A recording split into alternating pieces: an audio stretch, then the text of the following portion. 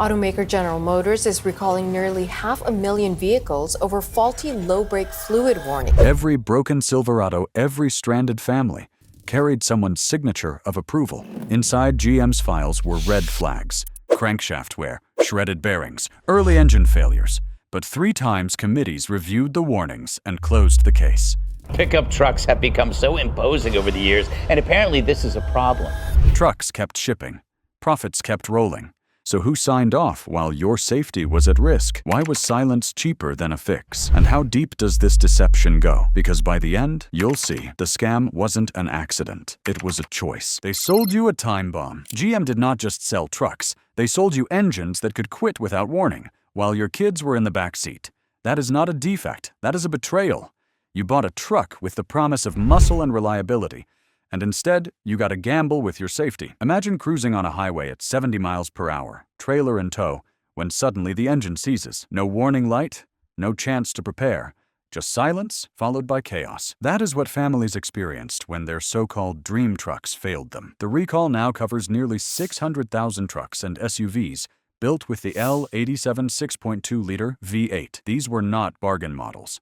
These were flagship Silverados, Sierras, Yukons, and Escalades sold as the pride of American roads. Yet inside GM's own files, engineers had already flagged unusual wear, crankshaft issues, and connecting rod failures. Instead of protecting customers, the company kept building, kept selling, and kept smiling in glossy commercials.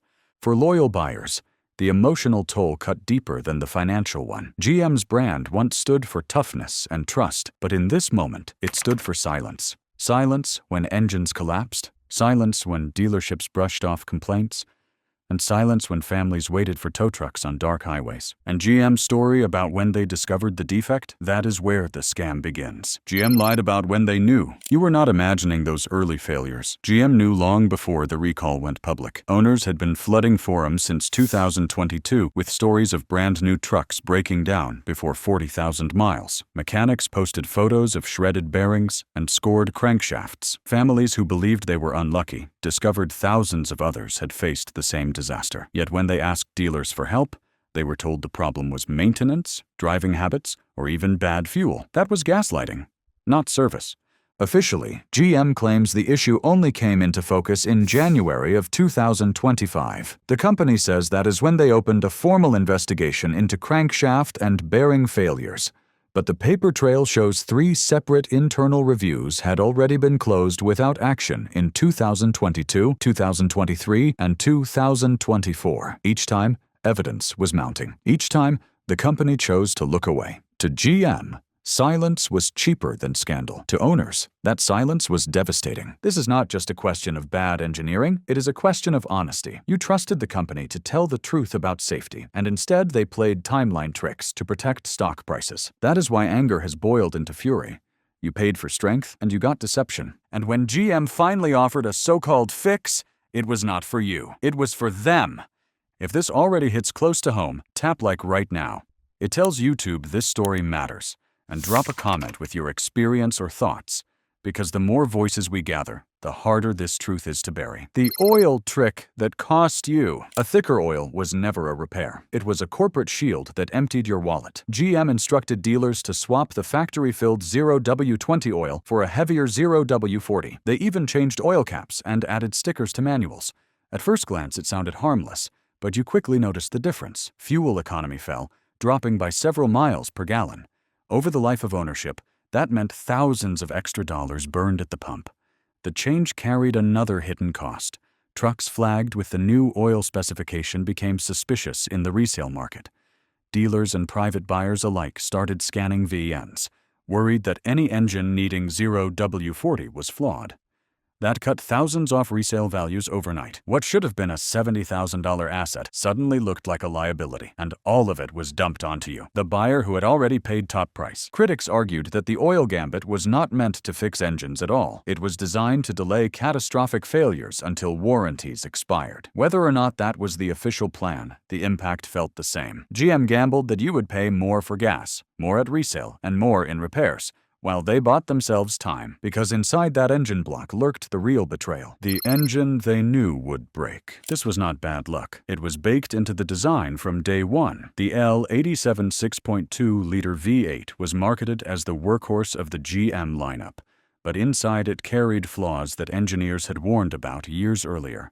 Machining debris, poor crankshaft alignment, and vulnerable bearings created a perfect storm. Under real-world loads, those bearings wore down fast. Once lubrication failed, the entire block could be destroyed in seconds.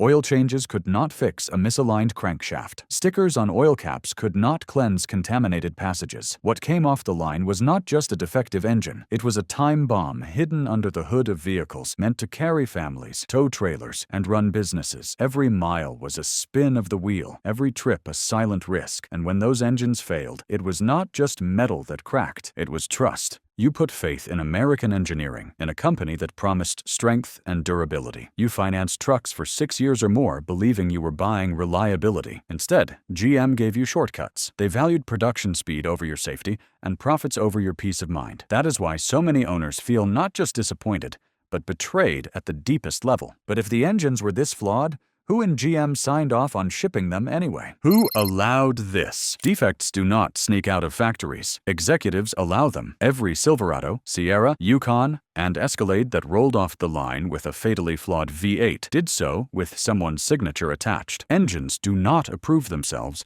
recalls do not delay themselves, and committees do not simply forget to act.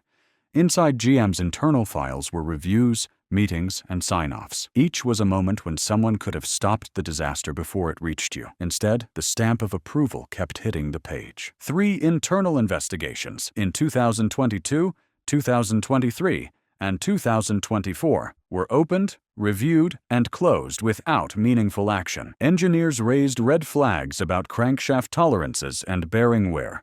Warranty claims spiked, early failures were cataloged, but senior committees, whose job was to protect customers, chose stillness. Every closed file was another green light to keep selling. Every closed meeting was another decision to gamble with your safety. So the trucks kept shipping. GM executives smiled for cameras, launched ad campaigns about durability, and cashed performance bonuses. And while they counted profits, you were left holding the keys to a time bomb. The truth is ugly. This was not an accident. It was a choice. And when you went to the dealer, you ran straight into the next wall of the scam, the dealer stonewall. You begged for help. Dealers shrugged and told you to drive it anyway. Engines failed at 30,000 miles. At 40,000 miles, sometimes even sooner, customers limped into service bays, only to be told that technicians could not replicate the issue. Others were handed invoices for unrelated repairs, while the real defect was left unacknowledged. The pattern repeated so often that it became a cruel script. No issue found. Dealers faced impossible pressure. Corporate had not issued a broad bulletin. Recalls had not been announced. To admit a systemic flaw meant opening the floodgates to costly warranty work and angry customers. So the line was held. Service managers told families that their oil changes were irregular. They claimed fuel quality was poor. They implied drivers were abusing trucks that had barely left the driveway. In reality, owners were experiencing the very failures engineers had warned about. For you, it felt isolating. Every visit to the dealer ended with denial, dismissal, or delay. But online, thousands of owners were comparing notes. The same breakdowns, the same denials, the same stonewall. You were not alone. You were part of a growing crowd that GM wanted to silence. And when the warranty clock finally ran out, GM's gamble became your nightmare. Warranty roulette. 60,000 miles. Cross that line, and you were on the hook for $15,000 or more. That was the cruel math of GM's warranty coverage. 5 years or 60,000 miles of protection, whichever came first.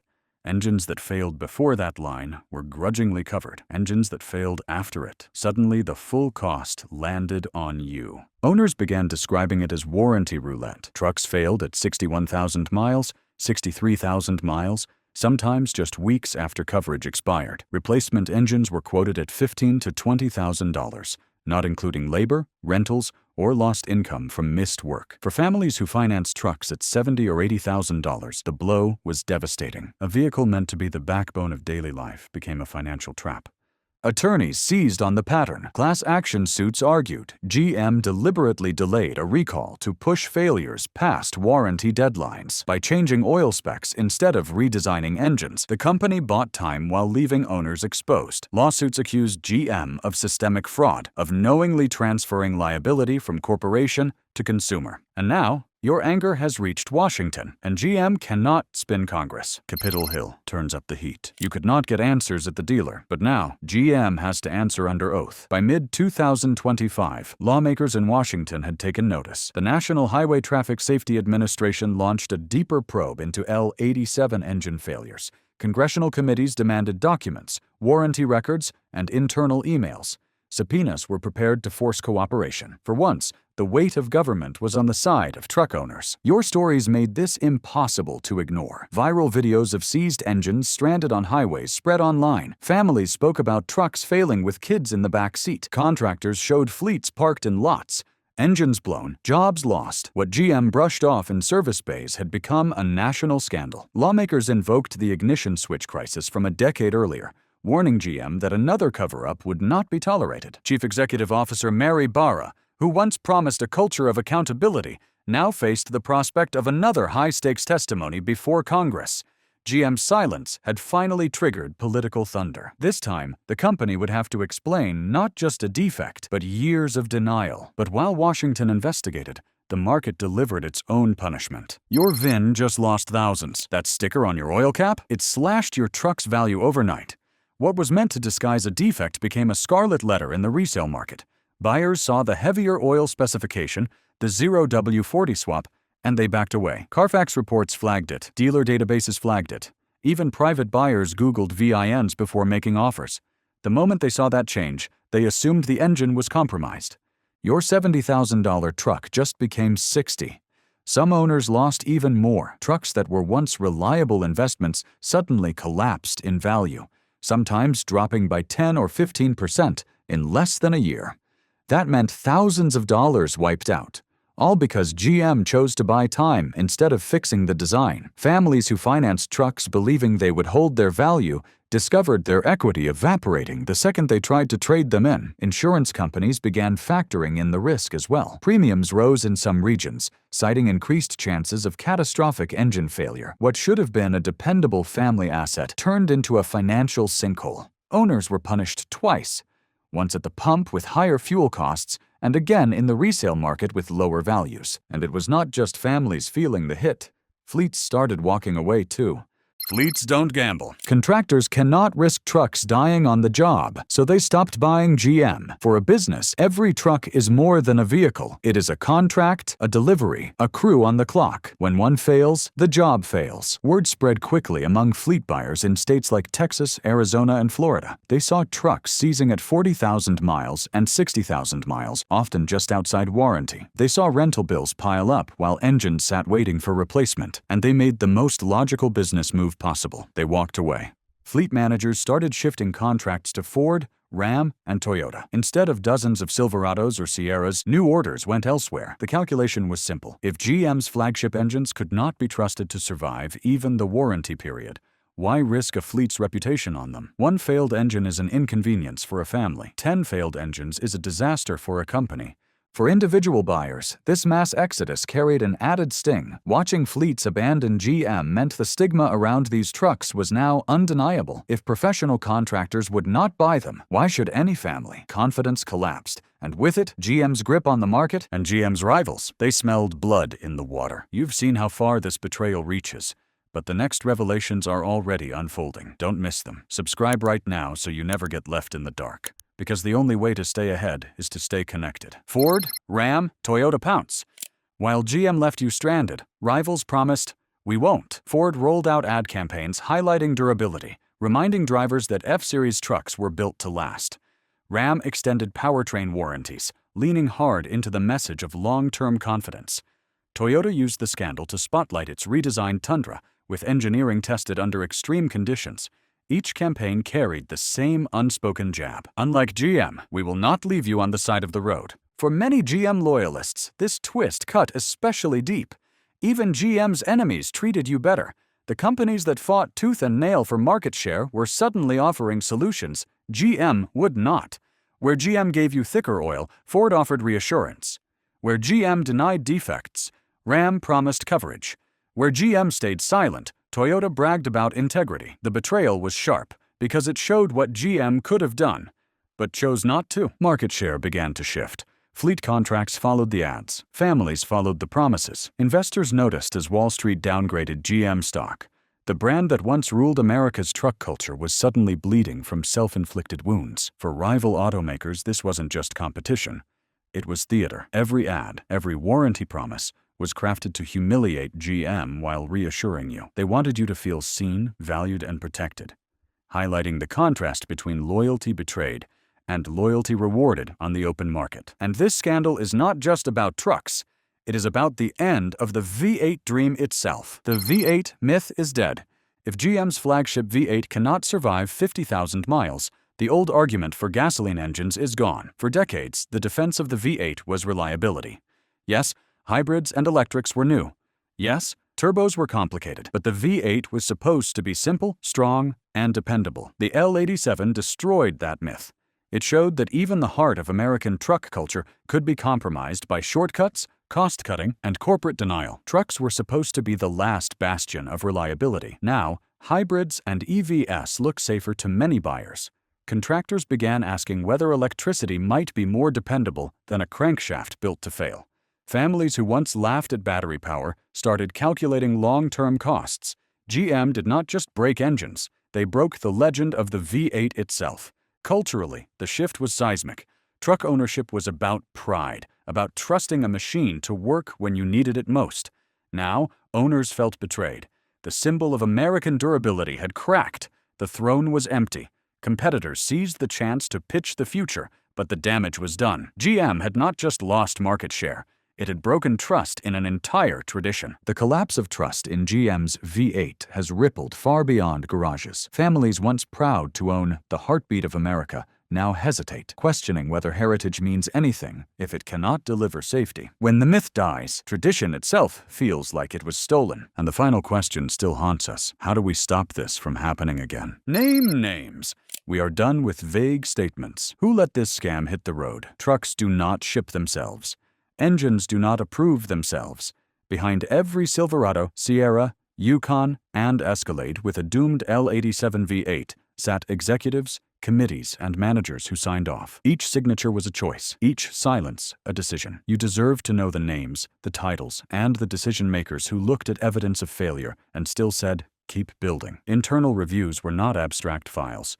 They were meetings where engineers warned about metal debris, crankshaft misalignments, and bearing wear. Those concerns did not vanish. They were dismissed. They were buried by people more concerned with hitting quarterly numbers than protecting you. That is not a system glitch. That is corporate betrayal.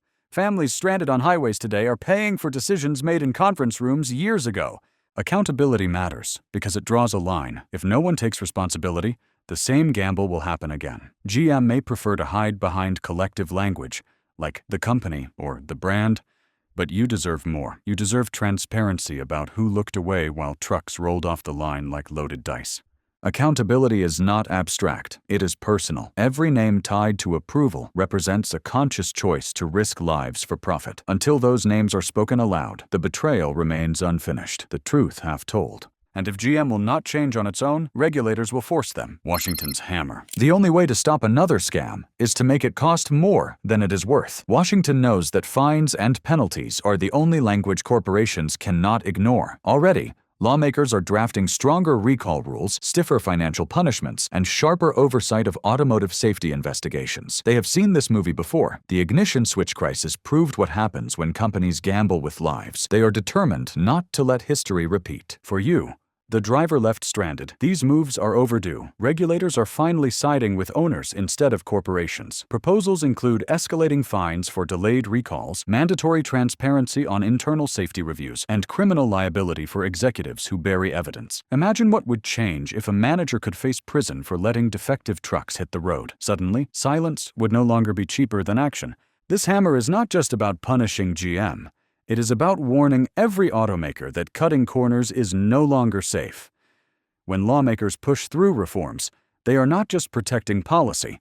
They are protecting you, your family, and your paycheck. That is the accountability this moment demands. But accountability only matters when backed by real consequences. Letters of apology and carefully worded press releases do not protect families on highways. Only fines, penalties, and public exposure force change. When Washington applies pressure, it does not just nudge corporations, it forces obedience. But policy is nothing without the people who turn wrenches every day. Workers on the front lines. Technicians, dealers, and laborers are carrying GM's mess on their backs. Service bays are filled with stranded trucks waiting for inspections or replacement engines. Technicians are overworked, dealing with angry customers and limited parts. Dealers are squeezed between corporate silence and community outrage. They are the ones explaining delays, absorbing frustration, and trying to keep businesses alive while GM drags its feet. It is important to see these workers not as enemies, but as allies. Many mechanics have spoken out anonymously, admitting the failures they see daily. Some have leaked photos of scored bearings and ruined crankshafts. Others have quietly told customers the truth. The oil swap will not save the engine. These men and women are not the architects of betrayal. They are fellow victims, caught between broken trucks and broken promises. Labor unions, too, are raising alarms. They argue that when companies gamble with defects, it is not just customers who suffer. Workers lose credibility, lose jobs, and lose pride in their craft. The fallout lands on shop floors as much as in family driveways. That is why solidarity matters. Owners and workers share the same frustration. A corporation that gambled with trust and left them to carry the burden. Every technician hunched over a failed engine and every union rep demanding answers is part of the same struggle. Their fight for fairness echoes your own, proving betrayal travels both ways, from factory floor to family driveway. And that leaves one last question. What can you do right now? How you fight back. You do not have to take this lying down. GM may hope you will grumble and move on, but you have power. The first step is knowledge. Check your VIN against the recall list, demand inspection, and keep every record of service. Documentation is your weapon when corporations try to deny responsibility. If your engine fails, insist on warranty extensions or goodwill coverage, and do not take the first no for an answer. The second step is unity. Thousands of owners are already joining class actions across the country. Every voice added strengthens the case, forcing discovery of internal emails and reports that GM would rather keep hidden. Sharing your story online, in forums, and with journalists adds pressure that corporate PR cannot smother. The more sunlight you shine on the scandal, the less room GM has to maneuver. The final step is resolve. They betrayed us once, but we will not let them do it again. This is bigger than one truck or one company. It is about defending your right to safety and honesty. When you speak out, demand action, and fight back, you make it harder for the next corporation to gamble with lives. Community is your strongest weapon. One frustrated owner is easy to ignore, but thousands standing together cannot be dismissed. Every story posted, every VIN reported, every signature added to a lawsuit builds pressure that money cannot erase. When you fight side by side, you turn outrage into unstoppable force, because the next story is already unfolding, and you will want to be ready. They told you it was just an engine problem, but you've seen the truth. This was never about pistons or oil. It was about trust broken, families stranded, and money stolen. What GM gambled with wasn't just parts, it was people. And the fallout is still unfolding. Rivals are circling, lawmakers are pressing, and the next chapter will be even bigger. Don't step away now. Hit like if this opened your eyes, share it so no one stays in the dark, and subscribe, because the next bombshell is already on the road.